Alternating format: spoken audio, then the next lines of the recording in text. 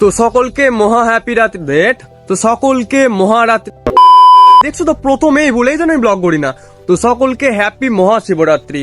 তো আজকে এই ইউনিভার্সের মধ্যে ফার্স্ট যে লাভ ম্যারেজ হয়েছিল সেটা হচ্ছে আমাদের মা দুর্গা আর শিব ঠাকুরের মধ্যে হয়েছিল প্রেম কি লিখিত এক কাহানি, শমশান কে রাজা কে লিয়ে महल छोड़ के आई थी एक महारानी।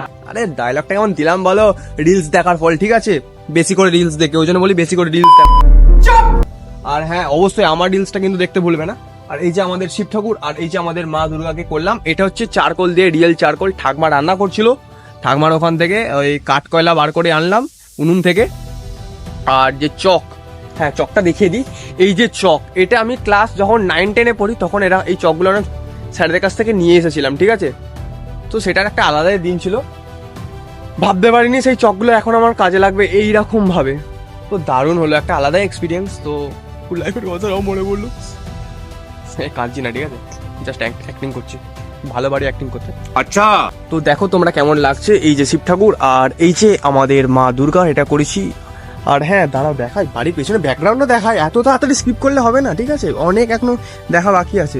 এই যে দেখো, এই যে আমাদের বাড়ির পেছনের যে ব্যাকগ্রাউন্ডটা আছে, একটা সুন্দর পাড়া পুকুর দেখতে পাচ্ছ।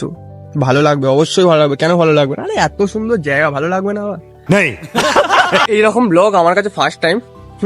নার্ভাস ফিল তো হচ্ছি। তো আজকে এইটুকুনি, দেখা হচ্ছে পরের ভিডিওতে। টাটা।